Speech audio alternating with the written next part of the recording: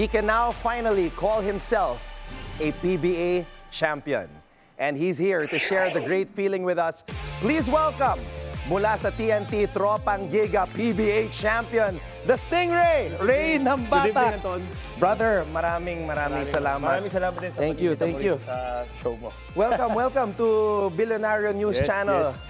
Grabe, isang karangalan na makasama ang isang PBA champion. Ikaw ang unang active PBA champion na bumisita sa Parang, aking Anton, bagong show. Thank you so much. Parang ang daming, coincidence lahat ng first ko. Oh. First PBA Finals appearance, tapos First NCAA Championship, Game 3, 2015. Tapos ako yung kauna-unahan, first PBA. Grabe. First PBA player na mag-nag-guest dito. Yeah, grabe. It's meant to be. Yes. Stingray, grabe. Matagal na tayong magkakilala. I Yep. remember the first time na kinover kita, nasa high school ka pa para sa Letran Squares. Now you're all grown up, a PBA champion. Yes. First question, how does it feel to wake up every day as a PBA champion? Nagbago ba ang buhay ng isang Ray ng Batak? May konting changes naman kasi Okay. iba na yung feeling mo eh. Parang kung dati parang normal lang. Ngayon naka-heads up ka na eh, ganun na eh. Siyempre, proud din ako sa sarili ko na finally masasabi ko ng champion ako sa PBA. Alam mo, Ray, nung pumasok kayo sa finals, andito yung isang PBA fan na si Tito Tonyo. Yes, Tapos yes. naglabas ako ng list, Oo, top 5 nakita ko players. yun eh. Oo. Number 1, Ray ng Batak. Kasi game number 1 pa lang. Yes. Unang finals game mo, 18 points, 10 rebounds, 7 assists. Hindi ka ba kinabahan sa first PBA finals mo? Actually, to be honest, Anton, sobrang kinabahan talaga ako nun. Kasi, yun nga, first timer eh. Yeah. Tapos nakita ko yung mga lights na parang i-introduce kayo isa-isa. Oo. Dati kasi napapanood ko lang sa TV yun eh. Oo. Ngayon, ako na mismo yung nandun. Tapos before that, parang yung feelings ko nun, parang kinakabahan ako, namumutla ako. Pero sa laro, nawala yung kaba. Actually, nung first quarter, parang kinakabahan pa talaga ako. Hindi ko makuha yung rhythm ko. Okay. So buti na lang, nung second quarter na kasi ako nakascore nun eh. Unang shot ko nun, 3 points eh. So after nun, nung ma-shoot ko yung 3 points na yun, doon na nagsimula. Doon na parang natanggal yung jitters ko, yung kaba. Tapos nakuha ko na yung momentum ko. And then, throughout the series, may mga ups and downs. Yes, Nanalo yes. kayo first 2 games. Next 2 games, nakabawi naman yung Barangay Ginebra. Nagkaroon ba kayo ng doubt during that series na, nako, Ginebra tong kalaban natin, never say die. Yes. Hindi basta-basta bibigay ito. Actually, yun nga yung pinaka-concern namin eh. Na parang hindi namin may iwasan sa sarili namin na magda-doubt kami. Kasi yun nga, Ginebra yan eh. Oo. Baga, favorite team ng mga Pinoy yan. Tapos, sa crowd pa, parang 90% sa kanila. Tapos Okay. 10% lang sa amin. Oo. Pero thankful kami kasi hindi kami nagpadala doon sa pressure na yon, sa doubt na yon. And ginawa namin siyang motivation. And yun nga, nung nag-tie yung series, parang instead na ma-pressure kami, parang mas na-motivate pa kami na kailangan namin may panalo yung Game 5 and Game 6 kasi andun na kami, sayang din eh. Alam mo, Ray, nung nag-champion ka, because nga, you're not only a friend, I'm also a fan of your game, and we're also co-workers, kasi Yeah. commentator din po itong si Ray ng Batak sa NCAA. Nung nag-champion ka, Ray, bumalik lahat ng mga kwento eh. Naalala ko nung kino-cover pa kita, na-interview kita one time, tas naikwento mo na nung 2009, umalis ka ng Cagayan de Oro. Yes. At 2,000 pesos lang yung baon mo. Correct. 2,000 pesos at pangarap na maging isang basketball Yep. player. Minsan ba pag mag-isa ka, naisip mo na, Lord, salamat, ang layo na ng narating ko sa basketball. Yes, of course. Yun naman lagi kong nilulook up lagi pag nakatanggap ako ng malaking blessings or simple blessings na Lord, thank you kasi binigay mo sa akin to. So, etong journey ko na to, sobrang parang masasabi ko sa sarili ko na proud ako kasi nakaabot ako dito. Dahil imagine, from the start, yun nga, 2009, Yeah. nag-start kong unti-unting tinutupad yung pangarap ko na makaabot dito sa Manila. Yeah. Na nagbabaka sakali na baka someday makaabot ako sa PBA, makapaglaro doon. And before that, parang sabi ko, ang main purpose ko talaga noon, Anton, is makapaglaro ako sa varsity, maging varsity player ako sa Letran. Yes. Pero wala sa pangarap ko nung una na makapaglaro sa Team A. Kasi ang main goal ko lang noon is magkaroon lang ako ng scholarship, free scholarship, matulungan ko yung family ko. Dahil medyo hirap din yung family ko na mapag-aral kami that time kasi tatlo kami magkapatid.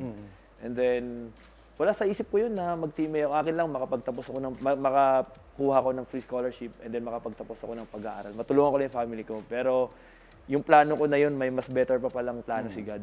Na okay, ilalagay kita dito, Team A ka, ituloy mo yung pangarap mo. So, nung nagkaroon ako ng chance na baka angat sa Team A, doon ko na-realize na parang, okay, kaya pala. Kaya pala kung magpupursige ako.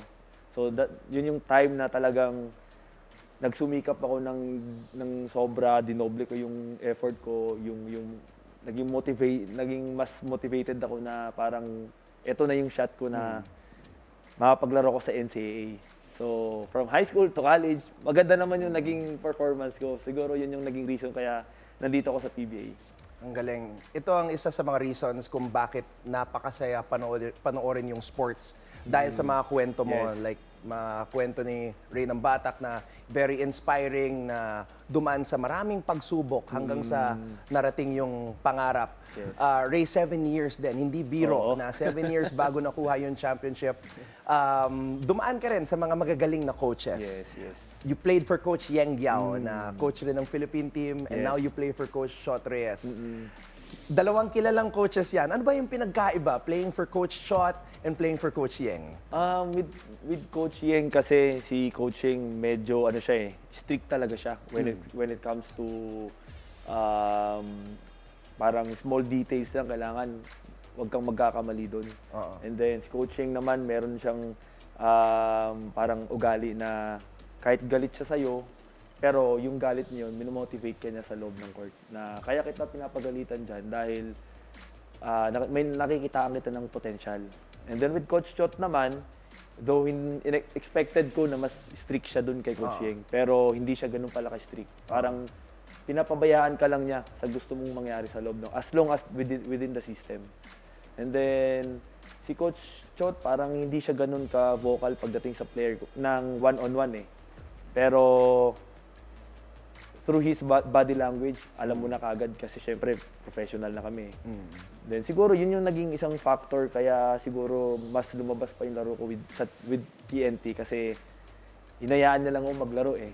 Pero as long as within the system talaga. Ang galing. Natuwa nga ako nung nakita ko na starting point guard ka sa isang one of the most popular teams in the PBA na TNT. Ray, ang dami mong blessings ngayong taong 2024. Yep. First PBA championship, you also have your signature shoe First signature from shoe. Peak. Ito rin yung isa sa mga pangarap ng kahit anong basketball, kahit Correct. sinong basketball Yes, player. yes. Ito yung suot mo eh, Yeah, nung finals. So, ano naman ang masasabi mo dito sa signature shoe mo from Peak? Siyempre, una sa lahat, thank you sa mga boss ko sa Peak Sports, Boss Michael, Boss John, Boss Daryl. Kasi sa totoo lang, ang dami pang mas deserve sa akin eh na magkaroon ng sariling signature shoe. Pero ako yung binigyan ng chance nila, ng opportunity na magkaroon yan. So, with my first signature shoe, parang masasabi kong sobrang laking blessing na dumating sa akin to, Anton. Kasi nung na-release to namin, doon nag-start na nagtuloy-tuloy yung panalo namin. From elimination to playoffs hanggang finals, yan talaga yung suot ko. So may halong swerte Parang yun bigla. nga eh. Okay. Ang galing. Andyan yung pangalan ni Ray, ng Batak. Yung logo ko Ayan. sa may gitna nandyan. Ang galing. So kasama ka talaga sa design process niyan. Okay. Pati yung kulay niya, Anton, ako rin namili nan. Oh, very standout nga eh. Oo. Kitang-kita sa court eh. Kahit nasa upper A ako, nakikita ko eh. Sabi ko, suot ni Ray yung signature shoes niya. Sinakto ko siya sa color ng uniform namin sa TNT. Ray, ang dami mo nang na-achieve and we're so proud of you and your journey. NCAA champion for your alma mater, Yes. Letran. Marami ka pang maibibigay for your alma mater as you are an assistant coach now. Yeah. Now you're a PBA champion. What about Gilas Pilipinas? Yeah. Naisipan mo na ba na one day, baka mabigyan ng pagkakataon na Yep. i-represent yung Pilipinas? Well, Anton, why not, no? Kung pagbibigyan ako ng pagkakataon na makapag-represent ng Gilas or ng flag natin, bakit hindi, no? Pangarap ng lahat ng players yan eh. Kahit sino pa gusto maglaro sa Gilas eh. Ako naman, always ready lang ako. If given the shot, the opportunity to play in Gilas, why not? Gagawin ko yung best ko para makatulong ako sa team. As an assistant coach naman sa Letran, panibagong racket din to. Ang dami mong pinagkakaabalahan. Stingray, player ka sa PBA, commentator ka, assistant coach na ng alma mater. Ano pa? Meron pa ba iba? Wala. Ito pa. Ito. Endorser. Bilang assistant coach, Yes. ano yung biggest learning mo ngayong season sa Letran? Ako, Anton, ang dami kong natutunan as an assistant coach sa Letran. Of course, thankful ako kay Coach Allen kasi binigyan niya ako ng opportunity na maging part ng coaching staff niya. Ako, yung talagang personal na opinion ko as an assistant coach, ang dami kong natutunan.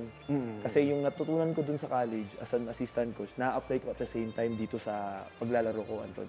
Yung mga dati kasing, minsan kasi parang na-overwhelm na tayo kami, na parang pro player na kami, okay na kami sa ganitong skills, pero nawawala na yung basic fundamentals namin, which is yun yung pinaka-basic na ginagawa ngayon sa college. So, yun yung na-apply ko, na ibabalik ko yung mga ganung bagay na dapat i-maintain ko lang siya dun sa laro ko sa pro. So, yung mga defense, yung mga offense, and then yung mga konting polish ng pagdating sa laro na nawawala dito sa pro, na ibabalik ko kasi naalala ko dito sa college as an assistant, ito pala dapat yung gawin ko. Ay, dapat pala, okay, effective din pala to pagdating sa pro. Yun yung mga natutunan ko dun as an assistant coach. Inoobserbahan nga kita sa bench tuwing na-excite yung mga players, ikaw ano lang, kalma lang. Ray, baka may nanonood ngayon, I'm sure they're very inspired sa nagawa mo and maybe siguro naiisip nila, nagda-doubt sila na kaya ko ba? Ano ang mensahe mo sa lahat ng mga aspiring athletes na gusto rin maabot yung mga narating mo sa buhay? Well, lagi ko naman sinasabi sa mga bata, especially sa mga nag-idolize sa atin na kung gusto nyong makaabot yung narating ko, first, syempre, kailangan nyong pagtiyagaan yan. Kumbaga, sa lahat kasi ng gusto natin sa buhay, walang madali eh.